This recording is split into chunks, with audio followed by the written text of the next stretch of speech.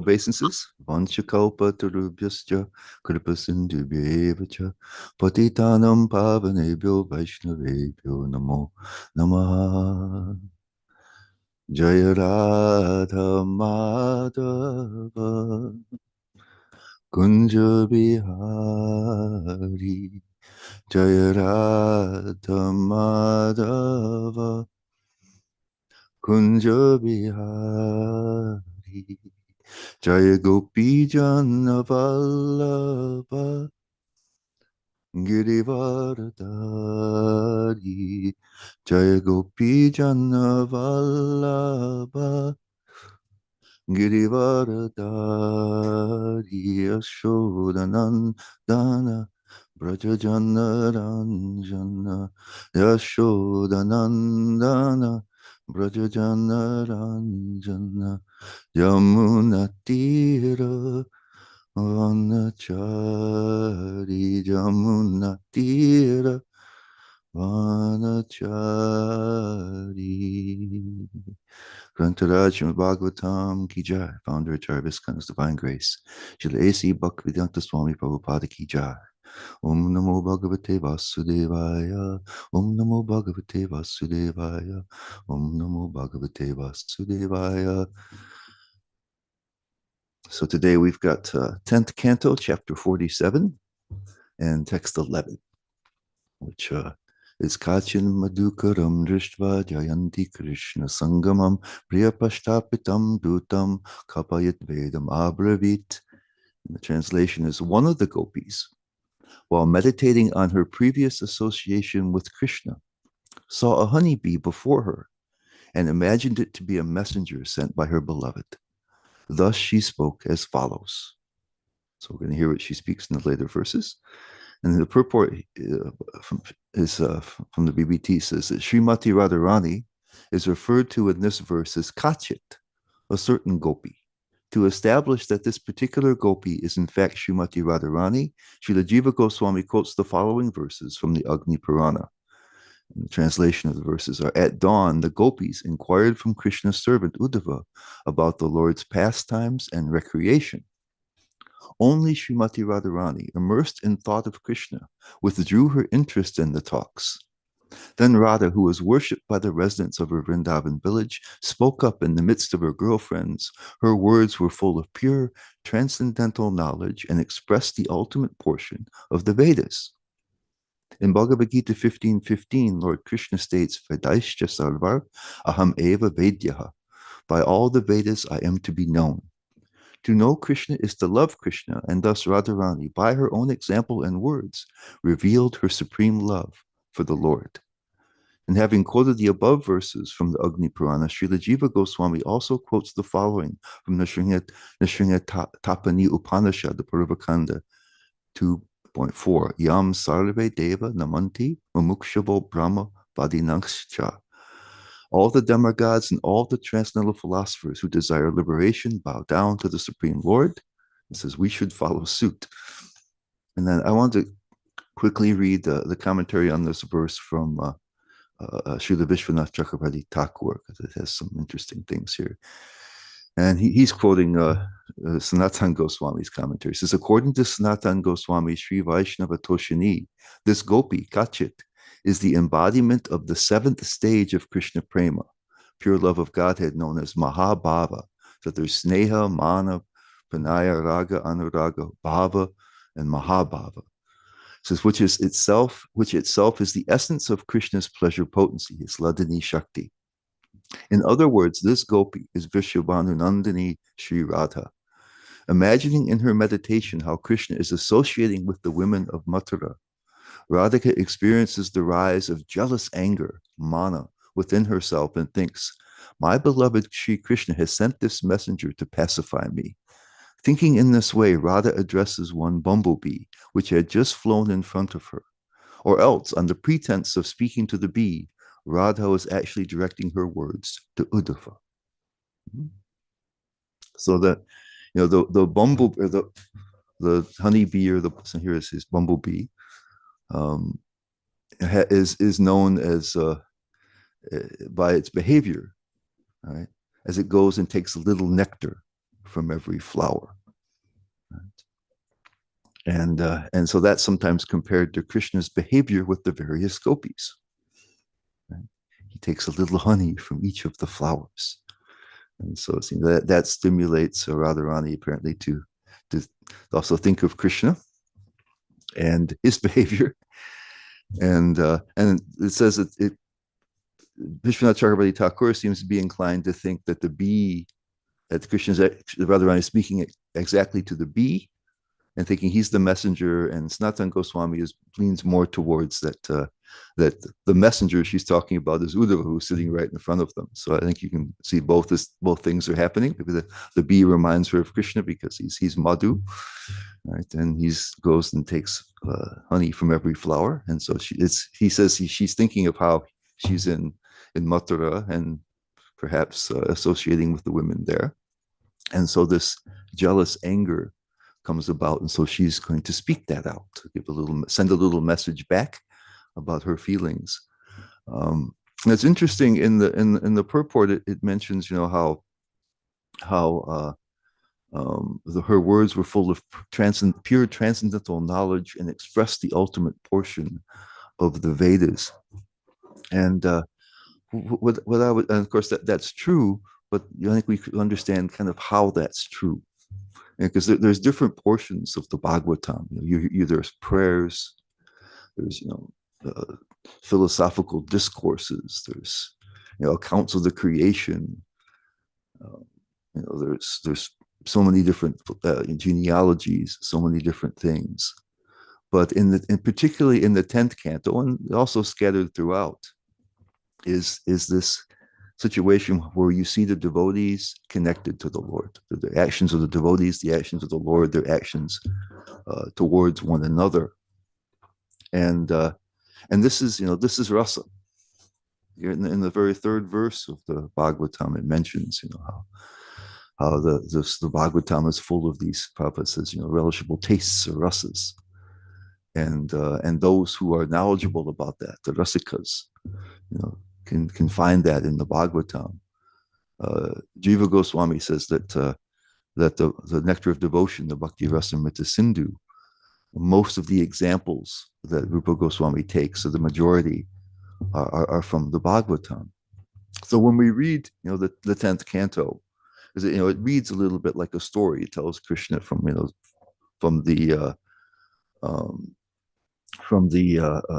the time of his appearance all the way through. So it's kind of a story. You can read the Krishna book like a bit like a storybook. But the story, and in actual fact, all these pastimes are eternal, and there's different variations of them. So when Krishna, his appearance in the world, when Prabhupada says when it's no longer visible on this earth, there's another Vrindavan in another universe where that one is being revealed. And sometimes in different days of Brahma, the pastimes are a little different. There's variety. It's not just running the same film over and over again. So all the leelas, all the things that are happening are eternal. So it's different from a story.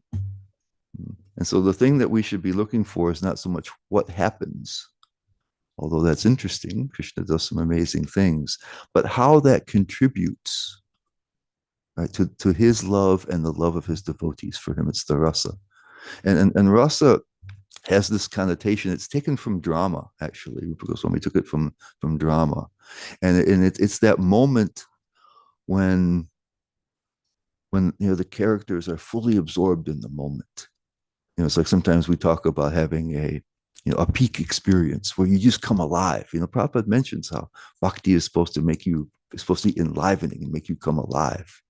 So it's like a complete absorption in the moment, where time kind of slows down. Colors and sounds become more vibrant, and somehow you're more alive than you were the moment beforehand. Mm-hmm. And so for Krishna, this is his life, especially in his pastimes in Vrindavan, and these are connected with that. That's his whole business. No, he's not going. The adventures and all the different things that happen simply contribute to those things. The separation and the union, all the different dangers that are coming in with all the various demons and things. This is all to add spice to the connection, to the connections of love. For Mother Yashoda to be terrified again and again and again by Krishna being attacked by demons enhances her love, expresses her love when she's ready to jump into the Yamuna and go swat that stupid Kaliya serpent. He's got her child. What's he think with all his poisonous heads? What's he think he can do? She's going to go take care of that guy.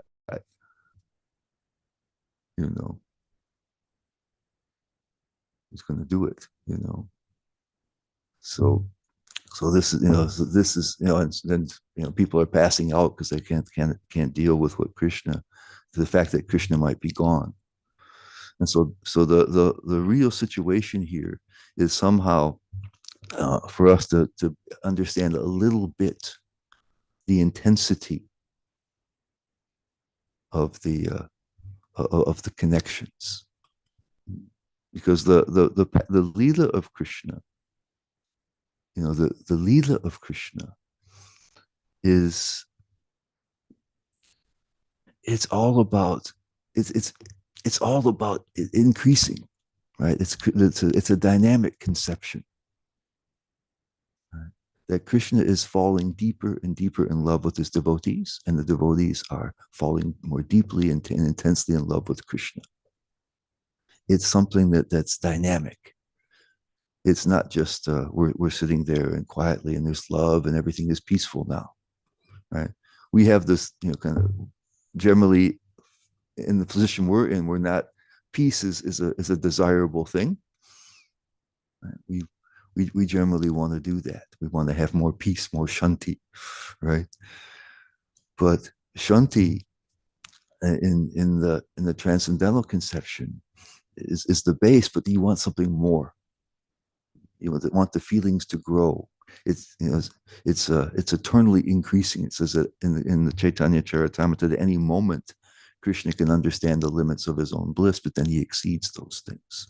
So all the different adventures, all the different parts of the Leela are meant to churn that ocean of rasa and captivate the hearts of the devotees and the heart of Krishna. Because Krishna, especially in Vrindavan, Krishna not only wants to be loved, but he wants to experience love himself. He wants to love.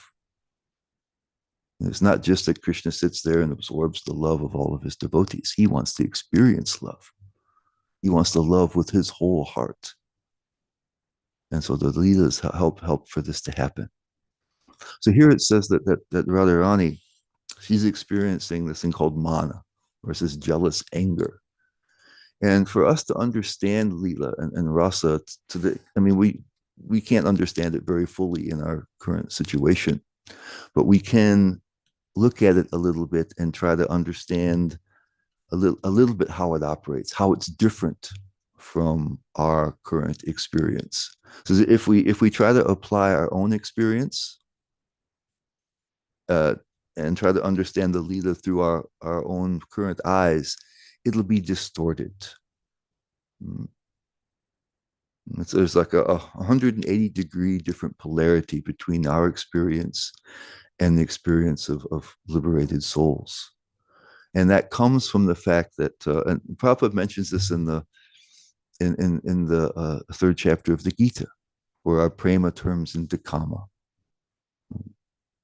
So or desire. So here, we have a certain level of emptiness and neediness. That's just, we're born that way. It's something we live with. And so we're looking always in some ways to relieve that sort of situation. And so if there's separation, or somebody like this, Radharani is thinking how Krishna may be enjoying himself with the society girls, with the sophisticated city girls. Right? They're just little rural, cowherd girls. They're not so sophisticated, right? But this girls in the city, they're more sophisticated. So he may be enjoying that, right? And forgetting about them. You know, he had his time with them, and now he's moved on to greener pastures, to speak. And so if we're in a situation that we may be angry with Krishna in a way that's not very pleasant, we may be, we may think that he's betrayed us. We may not wish him very well. you know, you know, we hope those girls get tired of him and leave him like he left us. We might have some negative thoughts about that, negative feelings about that. But that's not what transcendental love is like. So what's happening. It says that, as you grow in a spiritual way, one becomes more satisfied. Right, one's internal satisfaction increases, and that neediness goes down. And then one's affections and loves are more a feeling of connectedness. They come from a more genuine place, right? And we, are more inclined to do things such as, we say sometimes you love someone enough to let them go.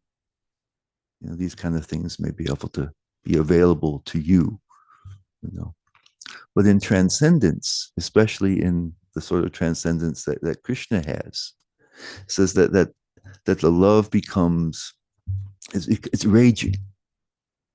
The devotees of Krishna, it's like, are this little locus of love, this little space where love is just radiating all the time, and it's intense.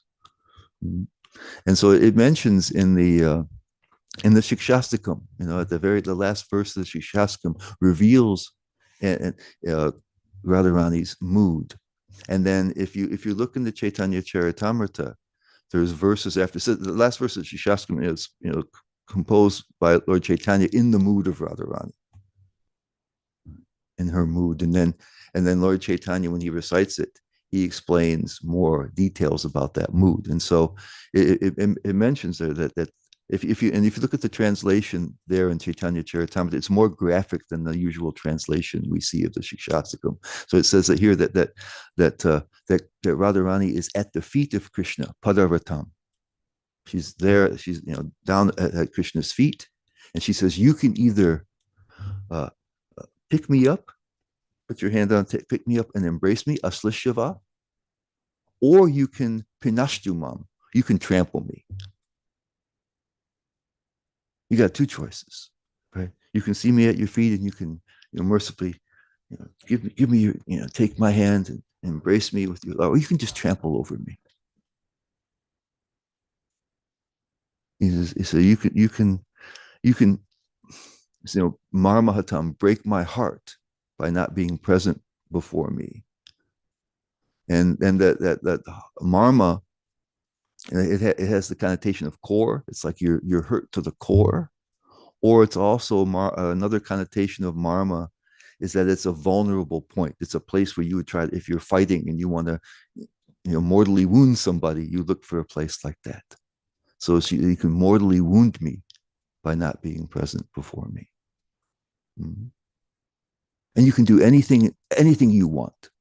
Whatever you do, that's all right. Because we know that you're a lumpato, somebody who chases other women. But she says that you're the one and only Lord of my life. That's what she says. Whatever you do, you're still the Lord of my life. And then as it goes on, it explains, she says, if Krishna desires some other girl who isn't inclined towards him, she will go beg her to come to Krishna.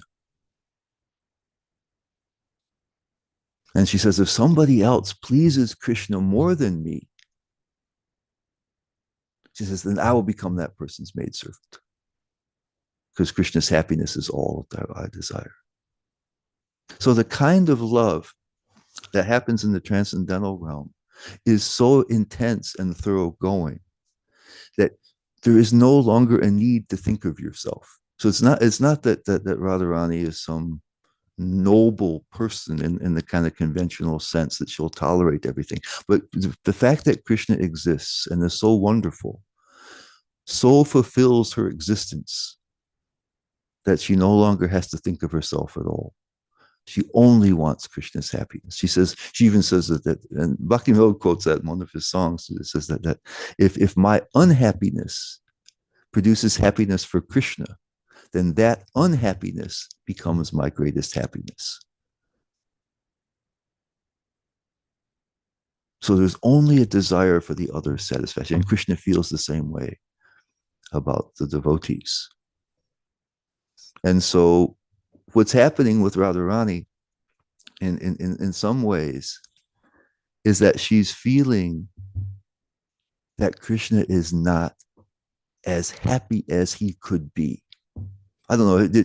When you were growing up, if you hurt yourself, did your mother ever get angry at you for that? You know what I mean? You're hurt, and she's like, "Why did you do that?" Because she's afraid that you act. My sister was, when she was, well, she's still pretty adventuresome and stuff. So she was always hurting herself. And my mother would always say, it's your own fault. And my sister began to think those were words of comfort. So if she'd see anybody get hurt, she'd come up to you and she'd go, it's your own fault. You think, what? But it was, but she was, my mother was afraid that she's going to really hurt herself sometimes. So she's mad that way. So Radharani in a similar way, she knows that in some way, she knows very deeply that nobody pleases Krishna like she does. And so because he's kind of, he's not so smart sometimes, he's attracted to all these different girls, that he may be caught up in Mathura with all of these, sophisticated city girls, but he's not going to be as happy as if he's here. He's just not smart sometimes. And so it annoys her. Why don't you come back here with the ones who really love you and the ones who make you the happiest? So it's different. See, it's different than our modality. Because somehow, the connection with Krishna, we don't have a profound connection with Krishna. So we can't understand that level of intensity that comes from the devotees who do. But I think it's important for us to understand that's what's happening. We shouldn't read the 10th canto as just a story. It is a story, of course, but we should be trying to see a little bit how this is like churning this ocean of rasa and expressing in various different ways and intensities and helping to increase the intensity of this love. And from our standpoint, I think we have to have some at least general conception of that, because if we chant Hare Krishna and be happy, what does that happiness mean?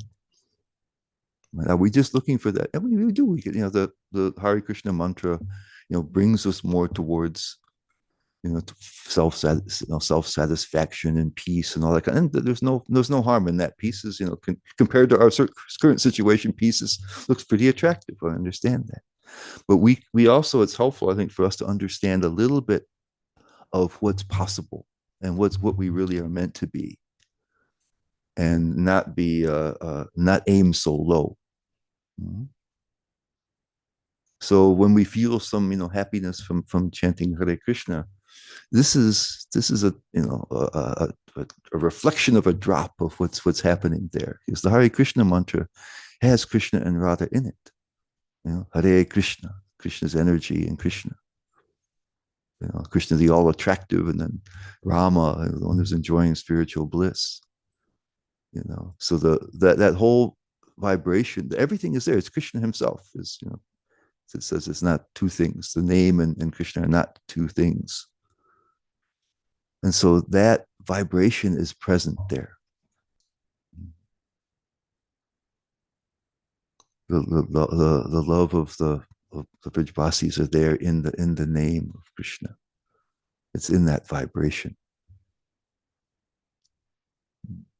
And it permeates the area. It's interesting. Here we're if I'm enjoying something or I'm happy, well, if I'm really happy, it radiates a little bit. If you see somebody who's really happy, it sometimes puts a smile on your face too, unless you're really unless you're really miserable and you think, oh, why is that person so happy?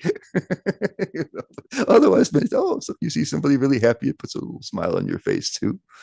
But in Vrindavan, in Goloka Vrindavan, it's much more intense. Right? It says in the Chaitanya Charitamrita that it compares Radharani to a vine. So you usually say creeper, but it's like a vine. And it's just that she's like the big stem of the vine, the trunk of the vine. And her associates, the other Sakis and other gopis, are like the twigs and the leaves. And it says when the trunk of the vine trembles in transcendental ecstasy, the leaves and the little twigs, they tremble even more. And so the connection between Radha and Krishna and its other main devotees is so intense that it blows everybody else's mind. And it radiates through the whole area. He says sometimes you say the emotions are so thick you can cut them with a knife, right? So it's like that. It's intense. It's not just they're enjoying and everybody else is, sitting around not doing anything. But it says, the friends of Radharani, they sometimes meet with Krishna, and Radharani arranges that. But they much prefer when they facilitate Radha and Krishna's pastimes, because the intensity of love, nothing can match the intensity of love between Radha and Krishna. Radharani is, she's infinite like Krishna, really. And so Krishna can love her with his whole being, and she can love him with her whole being, and it's enough to blow his mind. And so that radiates, and everybody else, they know that they can't match that. They can't produce such a wonderful result. And so everybody else wants to line up. How can we help that? How can we facilitate that? How can we assist with that? Like I said, if you know somebody who's the best cook and you want to eat, are you going to kick them out of the kitchen? No, I said, can I cut something for you? Wash your pots, come on. Right. And so this is something that radiates and makes everybody just want to get, if I can do something, right? Because we're not going to have that kind of close connection with Krishna. We're not going to be Mother Yashoda. That place is taken. Position of Radharani is taken. The gopis, they're taken. Right? But if we can assist, that's why we say the servant of the servant of the servant. If we can assist somebody else who's assisting, it doesn't matter. Because it is so mind-blowing. That level of love is so mind-blowing that you just hear about it. And your world is transformed. You're lit on fire. And if you could just do some small thing that will make some tiny little contribution to that, that's all you need. And so when you're the servant of the servant of the servant of the servant, like Lord Chaitanya says, it's just like, it's not like deflating, like, oh, I want to be, no, you don't feel that. You think this is the most wonderful. So Krishna is so attractive and so wonderful. And he loves us. That lights us on fire. And so from our condition, we've got a couple minutes left, from our condition where we still have neediness, right, where we're not self-satisfied, where we're not able to do that, I think it's important for us to know that Krishna and Radha's love, the devotee's love, is always present for us. that Krishna moves first, that Krishna's love is continuous and unconditional. We see that. We see Lord Chaitanya especially chasing after us for no reason except out of love. So so that love is reciprocal. Krishna needs to feel love, and so he has love for us. He has care for us. He has concern for us. He says he's the well-wisher of all living entities, and he's available to us. He's made himself available, and he's ready to help us. So if we can understand a little bit about how wonderful Krishna is, and that he cares for us right now, despite everything, right? He not only knows what we're doing now, what we're thinking now, what we've thought all our lives, plus what we've thought and done in all other lifetimes. All right. So there's a lot of stuff, and he doesn't care. He's seen it all before. He knows who we are really. And so I think if we need to feel that in some ways that Krishna is, we have a tendency to think we have to earn everything in this world, right? Krishna's kind of like, okay, I'm here, but you guys got to really shape up. Otherwise, I don't care for you. I have some pretty high standards here. But no, he doesn't. You're mine. You're my part and parcel. You're my angsha. You're mine. You've turned away from me. I haven't turned away from you. And so if we know that that Krishna loves us unconditionally, it helps to remedy two really heavy versions of the ego, which blocks everything. First of all, we think we may be unworthy. Well, we can't be unworthy beings if Krishna thinks we're valuable, right? And then we say, oh, Krishna thinks I'm somebody, so therefore I'm special. But Krishna is so wonderful that we know we can't deserve that. It's just how Krishna is. And he loves everybody else. So therefore, you can't be proud, right? Because that pride and that low self-esteem are the two sides of the same thing. So he gets you on both sides, that he loves you. Therefore, you can't be unworthy. And also, you can't be worthy. Right? Because Krishna is so wonderful. So anyway, we got 10 minutes left. So we'll take comments and questions and complaints. Thank you, Giri Govardhan Prabhu. Very encouraging class. We cannot be unworthy of Krishna's love. And we can't be worthy.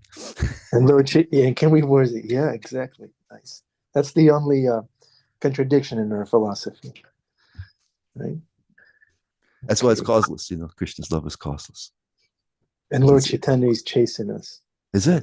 Yeah. He says, "Come on, guys." I mean, that's what he said. He revealed himself on earth. He spoke the Gita, and he said, "Look, nobody cared hardly." He says, "Okay, I got to try again." Guys, look. Yeah. Come on. He almost overcomes our free will. Says, come on, chant this mantra. Take this prasadam. Take this book. Yeah, literally, that's what Harinam Sankirtan does. That's what got me. Harinam Sankirtan. Lord Chaitanya chased me, tracked me down. Yeah, exactly. In these all these different backwaters of the universe, the smallest of all universes, he's there. Come on, guys. Come on, guys. Yeah. Thank you. What a wonderful class. We have Damodar Priya and Bhima Prabhu lining up to engage into loving exchanges. Giri Govardhan Prabhu. I just had I really love what you finished with, the whole Krishna loves us unconditionally, but he also loves everyone, which makes us both can't be worthy or unworthy. I just I love this. Is it correct to kind of call it almost like a love paradox that we have with Krishna, and just that unconceivable love it's wonderful. To me, I don't know about anybody else, I think Ananda Bihari Prabhu as well, it just makes me so hopeful. And I do think that as someone who was raised Catholic, and there's very much a lot of guilt involved and a lot of self-flagellation of trying to, like you said, earn the love of others, just to understand that here is someone who actually does love you unconditionally. Both he and Radha love us unconditionally. And yeah, it's amazing. So thank you so much for sharing that, Mercy. Yeah, it's just a question whether we want to respond to it, want to let it in, want to deal with it. That's our part of it. Because we have the free will, we don't have to do it. But Krishna, that's all that Krishna wants. His whole existence is about this intense love. That's why he exists. That's his, reasons for existence and his mode of existence. And we're invited. And we're going, well, I don't know.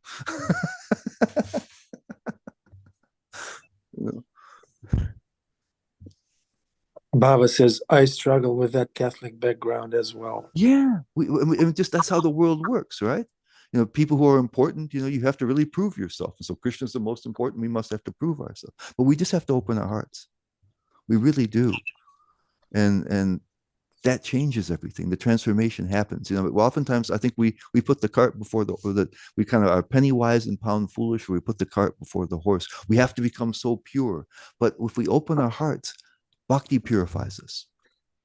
That's what it says, right? The seed of bhakti sprouts, and there's the two leaves, kleshagni and shubhada, the removal of all the negativities and the attainment of all positive things.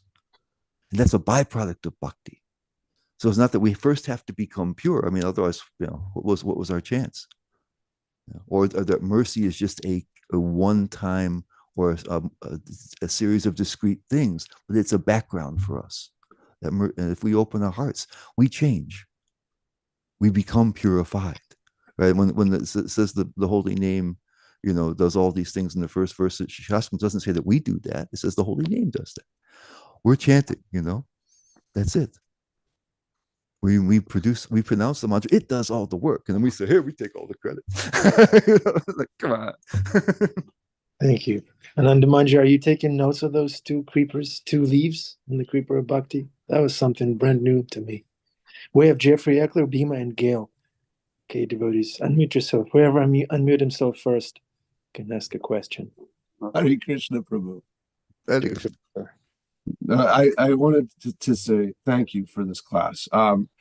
Sometimes I've heard that we can be described as like an old school radio tuner, and I really feel like Giri Govardhan this morning you got the signal coming in pretty clearly, and the point you made about the Shikshastakam and there being this misunderstanding of nobility in that statement of more humble than a blade of grass, and this kind of idea that this is a statement of worthiness or some sort of path to worthiness, when it's actually a statement of fact. And how you brought that back to, you can trample me, you can pick me up, or you can trample me. And it's not, I'm so willing to be either. It's you're so capable of either. And so because of that, I will be as humble as a blade of grass. And I think that is the piece that was kind of missing for me. There's this self-realization in relationship with Krishna, in that prayer, that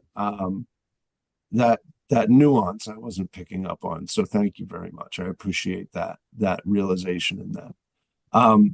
And just because I thought it was funny, I love this idea where Krishna's Hladini Shakti adds spice to the rasa. It's like Emerald Lagasse, kicking it up a notch, Yeah. I love that. So thank you very much. And Krishna enjoys trying to circumvent that, It gives him a challenge, so he likes that. But in the Shikshastakam, the way I see it, the humility part is that it's some realization of the value of Krishna's love, that we become humbled by that it's such a wonderful thing, and so we feel like this is a gift that's we can't possibly react to appropriately, and so we become humble. The more tolerant than the tree is exactly like the trampling part. Right, because Krishna is part of the adventure, right? It's not that what we're signing up for is not something peaceful, but it's the adventure that increases the attachment and the love. And so we're saying, so we give Krishna the ability to do what he wants, because he's not gonna, he only wants us to be happy, but he has all these different ways to do it. And so are you gonna let Krishna do things to you that you don't want him to do? Or this is Arjuna's thing. You know, Krishna does exactly the thing that Arjuna would want least, freaks him out. But then I'll say, okay, I trust you enough, Krishna, to let you take charge like that. I accept that. And then when we realize that we're loved by Krishna and therefore valued, and everybody else is, how can you react with other people like with ego? Why can't you extend that love to others and feel very satisfied yourself? So you don't need attention and glory and that kind of stuff, but you want others to succeed. So all those things are different connections of love there. Thank you, Prabhu. Gail and Bhima have their hands up. Gail? I think Bhima might have had his hand up too. Yeah, Bhima Prabhu. No, go ahead, but Gail. Maybe next time. Hare Krishna. Thank you, Bhima. Yes, well, for one thing, your classes are always so heartwarming, so inspiring. I just love your mood. But my question is, oh my God, my speaker. I think you can't play. Can you hear me properly now? No, I can't. Yeah, Yes, good yes. now. Yes. Yeah. Thank you. Yeah, I'm sorry. Yes, I was just telling you that your mood is so, attractive, so heartwarming, or your classes. So thank you so much for being you. But also my question is, we hear all these things about how Krishna loves us so much, right? But my struggle is to see Radharani's mood towards us. So anything that we say about Krishna in terms of his unconditional love for us and how much he wants us back with him, we can, I guess, say the same for Radharani, right? I'm just trying to feel more. It's more intense. It's more intense. The devotees and headed by Radharani, because of their hearts being so soft by their connection with Krishna, are even more kind and merciful to us than Krishna is. So the only persons who could possibly love us, nobody can love us more than Krishna except for the devotees. And they don't have the restriction. Right? When Prabhupada talks in the first canto, he says that in Bhagavad Gita, Krishna says that he sends the asuras into lower and lower forms, and they're mama prapya, they never attain him. But he says, it says that liberated devotees are born in different countries, and they gradually rectify these people to Krishna consciousness. So when people have the mood that they don't want Krishna, Krishna has to respect that. So he cheats by sending his devotees, who are even more eager. He says, it wasn't me, it was these crazy devotees of mine that did it. I'm not responsible. Right? He has plausible deniability, although they're doing it because they know what he wants. So the devotees have even more love than Krishna's, because their hearts have just been obliterated by how wonderful Krishna is. Where did you learn all that, Giri Govardhan Prabhu? It's just blowing our mind. You are freaking us out. There's just so many jewels. You're dropping them back and forth. We're just it's all there. It's all there in our teachings, Yeah, it's right there for us. Yeah. Thank you, Prabhu, for making them. I would just love to absorb your mood by osmosis, if possible. It's there. I mean, the holy name is there. It's right there. So we just got to open our hearts. That's all. It's right there for us. Madhurya Kadambini. Yeah, exactly. Yeah, that's a lot of it's there, right? Yeah. A lot of it's there. It's given in nice little order. And the Shikshastakam itself is explaining all the different stages. So yeah, it's all there. Yeah. Thank you. What if we sign up for Krishna? That's kind of theoretically clear. We sign up for Krishna, and Krishna will prank us and test us and exchange love with us. But what if we simultaneously sign up for Maya? Yeah, well, that's where we are, but we have to start, right? We have to start with Krishna, and Krishna, he's gonna attract us away from everything else. We're gonna realize that Maya, what is that? It doesn't happen immediately. It's all right. We have two hearts now, but we have to start somehow to open our heart to Krishna. We have a tendency, I think, to more focus on doing things and deserving, right? And we don't ask each other, what do you feel about Krishna? And we have to think about that immediately. It's so important. It's intrinsic to the definition of bhakti, the anukulyena. What is our feelings? And that's what am I doing? We ask, how many rounds are you chanting? What are you doing this? Are you doing that? Are you following this? But why are you following? Where's your heart? And if we don't do anything but have a little heart for Krishna, everything can change. And if we're trying to become pure and exalted and that kind of stuff, that's ego. And that's just we're gonna find we lose enthusiasm after a while. I keep doing all the same stuff and nothing's happening. Yeah, because we're closing the heart. We're trying to wait. So let me wait, Krishna. Wait. You stay back. I'm gonna become really pure and deserve everything, and then I'll let you in my life. We can't. We're helpless. Wow. Amazing. Thank you, Prabhu. Thank you. It's Darshan Tamadi Pusha. Prabhu has facilitated darshan.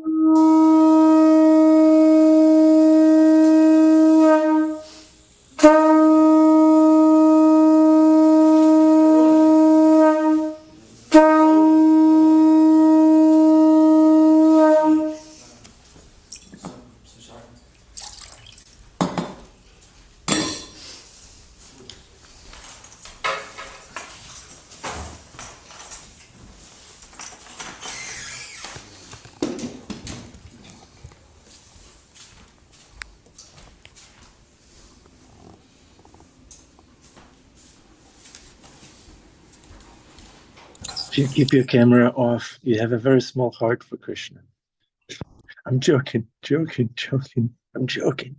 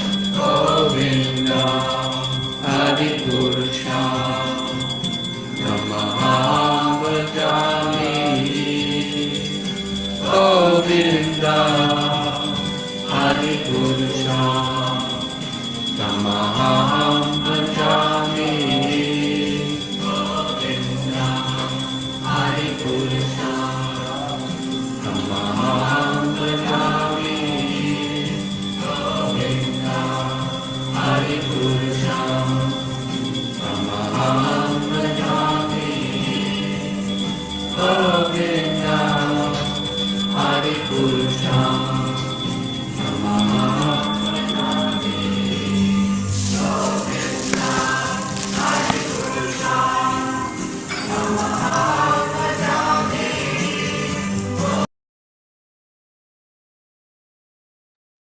Hare Krishna. Giri Govardhan Prabhu, are you still here? No. Okay. All right. Any closing remarks? Jeffrey Eckler Prabhu? I just want everybody to imagine that Krishna's a chef in the kitchen throwing that spice in the bowl, saying, bam! Nice. Thank you. Yeah, it's a good Yeah, one. actually, Jeffrey Prabhu, I was wondering, I wasn't able to catch that appreciation you were giving to Giri Govardhan Prabhu about the Trinada P verse. Could you explain that one again? So he was talking about how Krishna, Radha is at the feet of Krishna, and he could pick her up or he could trample her, and drawing the similarities between that and the Trinada P verse, where you recognize that. Well, and here's the part that I was failing at. So in the Trinada P verse, it says, to be humbler than a blade of grass, more tolerant than a tree, right? So I was thinking that was some statement of capability on behalf of the person praying that prayer. But what Giri Govardhan Prabhu enlightened all of us this morning about was this idea that whole prayer starts with God is so great that God can do anything, can pick me up or trample me. So if it starts with the recognition that God is absolutely powerful, there is no worthiness or unworthiness, then in recognition of that, I am more humble than a blade of grass, more tolerant than a tree. Not I am that so that I can achieve union with God, but union with God is pre-existent. And so if I recognize the reality of God's infinite power to the extent I can, then my natural inclination is and so it's really a distinction of, it's almost like a chicken and an egg discussion of like what comes first, the humility or the love of God. And it's interesting because there's this recognition that drives the humility to happen in the right mood, I guess. I think that's what I was trying to say. And I think that's what Giri Govardhan was saying too as well, but in a much more intelligent fashion.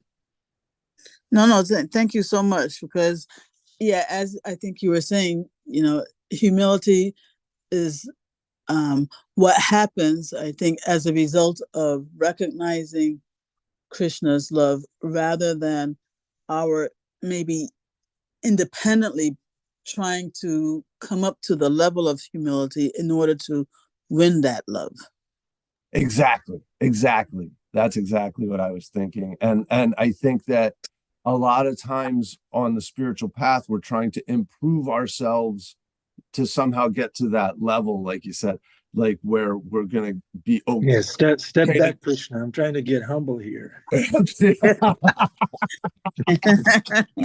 so accurate, but we're so like messed up in this world that we kind of think that, right? Yeah, because we're always thinking that we have to qualify ourselves for everything, right? Instead of as far as Krishna is concerned,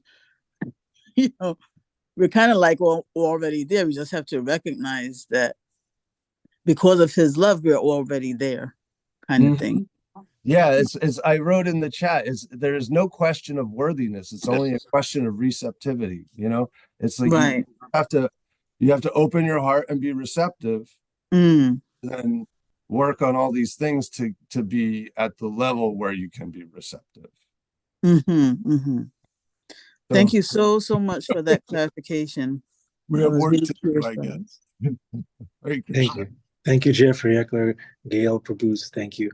Adipusha Prabhu, how did you influence Giri Govardhan Prabhu?